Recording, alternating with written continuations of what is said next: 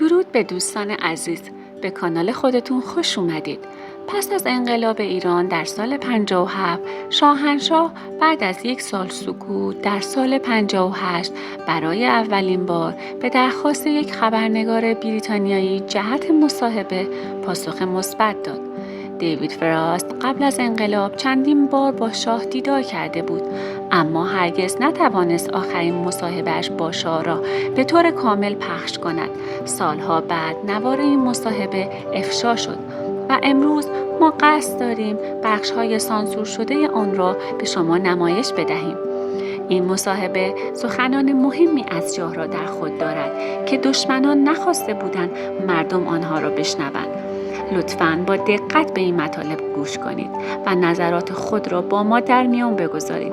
با لایک و کامنت و سابسکرایب از این کانال حمایت کنید که باعث دلگرمی ما می‌شوید. When I committed, I think, the mistake of changing the Amuzgar government and precipitate the liberalization program, I wanted to create, as I said, a coalition to form a national government representing all shades, especially the opposition people. I tried very hard, I worked very hard on that, but it did not come true. And do you think that Mr. Sharif Imami initially at the beginning did the right things or not? Well, you can say yes and you can say no, because it was surrendering on all fronts to everyone, opening the jails and giving freedom to all, and at the same time asking for martial law. So it was a mockery. We had officially the martial law, but it was not put into practice. At what point, you said yesterday from September onwards, but was it really from when Sharif Imami was appointed? At what point did you decide to step back? I mean, Sharif Imami's actions were his actions, yes, or your actions? No. With this government, they started to be on their own completely. He would come and see me, obviously. He would telephone to me. I would telephone to him. But the question of what the system that used to work before was absolutely changed. They would adopt and decide about things that they would never even report to me. Was there a time when you privately said to yourself, I may have to leave, before anyone suggested it to you? I may not win this battle? It was not so much the question that I was thinking that it was time to go. I was rather thinking that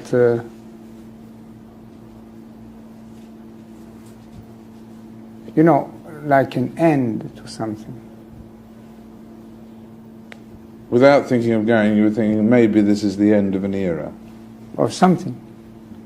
Of me, of an era, or of something.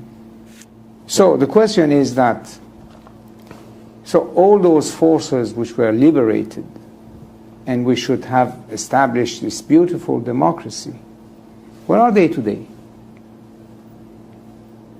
As I said, either outside the country or in hiding. 1.5 million people, Iranians, have left the country. Not only the rich people, but the best brains of the country, the best minds of the country. They have all left.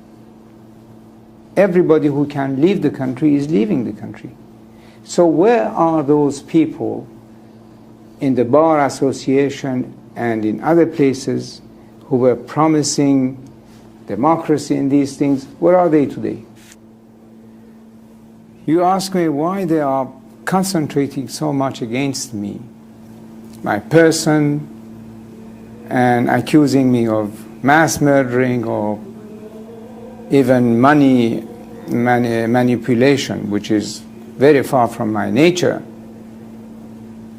The adopting this Nazi-like propaganda is something quite curious. It comes in the picture that the man there now, you see, he doesn't want to hear about the history of our country one day before he came back to Tehran a year ago and took over. He says the history of the country does not exist. There has not been a single good king in the history of Iran. So he thinks that the history of Iran starts with him on whatever it was, February of 1979. That's why they are concentrating so much on me, because I was the king. The history of Iran must disappear, with I as a king, with the other kings, with everything that existed before February 1979. A patriot must think of the future. I'm thinking of the year 2000. If we kept our youth and our population out of the orbit of the new technology, how could we be competitive with the rest of the world in the year 2000? Unless we are ready to fall in the category of the 5th or 6th great nations. Now they say that boys of 15 and girls of 13 could marry. Our population explosion is 3.2 already. Soon it will become, I don't know, in the category of 5 to 6%. How are they going to feed these mouths?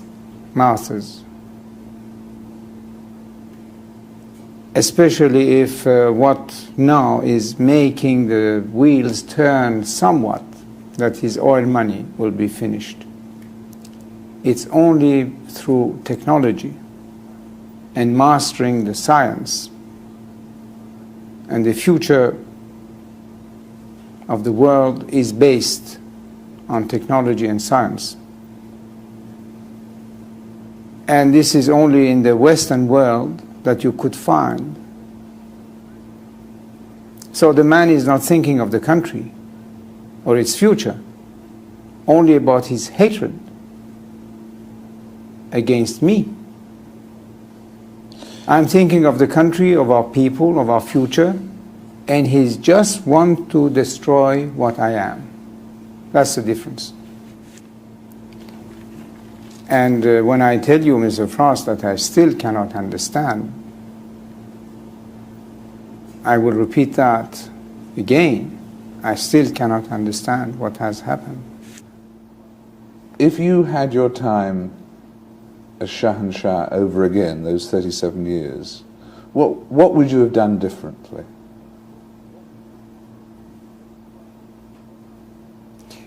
Well, now probably I will say a few things, because something went wrong, obviously. And in addition of either saying the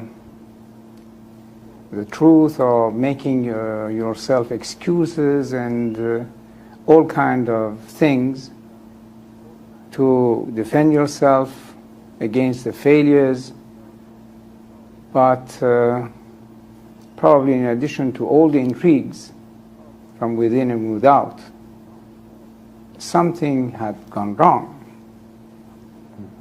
And this is what I think about. I have recently published a book in which I elaborate on some of these subjects, but I will tell you now that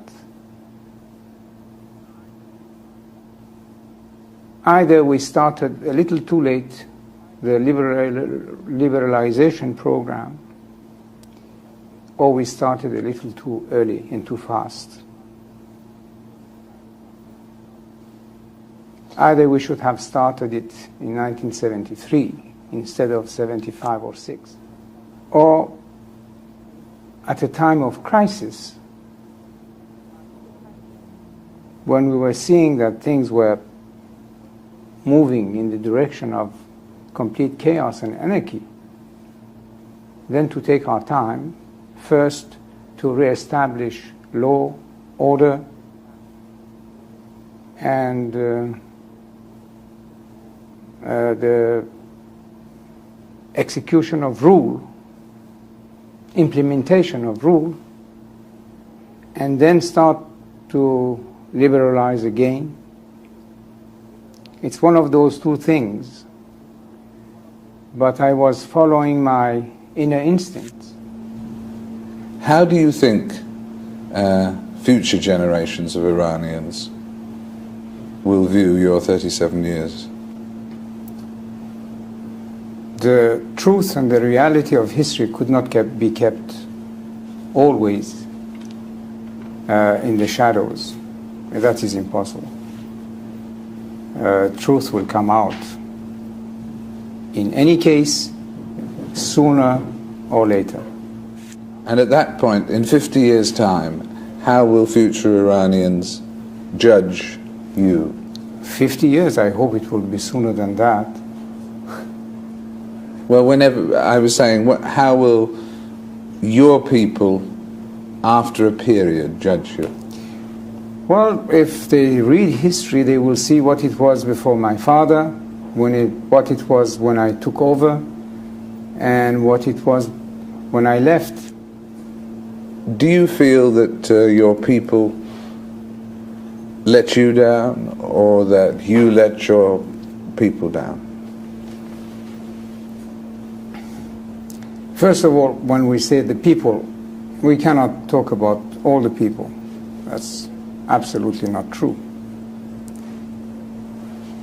I can say that the silent majority remained silent.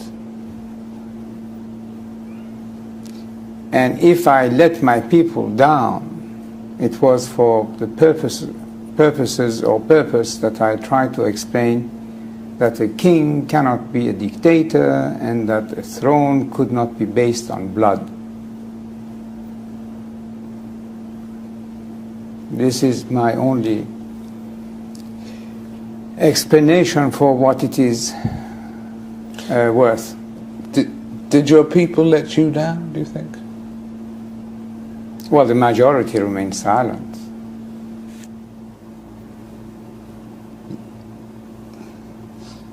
Is the worst thing about being here thinking of your homeland? Well, here or anywhere outside my country is the same. The question is that you cannot stop thinking about your own country. What do you miss most about it? No, what I miss, or what makes me really cry, is that we could have been this year, surely by the end of '82, something quite viable. And what are we now?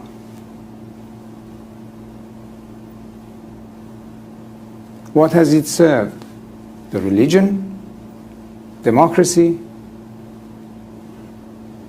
Human rights? The rule of the people?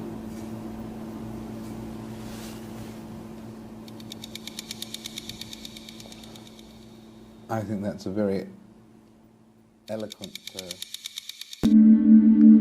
قصد شاه در این مصاحبه این بود که به مردم بگه خودش هم دچار اشتباهاتی شده، اما ایران پیشرفت‌هایی هم داشته و متاسفانه مردم ایران سکوت کردن. ایشون ادامه میدن که من پشت مردم رو خالی نکردم، چون یک پادشاه نمیتونه دیکتاتور باشه و مردمم نفهمیدن که چه شخصیتی رو از دست دادن. لطفاً نظراتتون رو توی کامنت ها برامون بنویسید.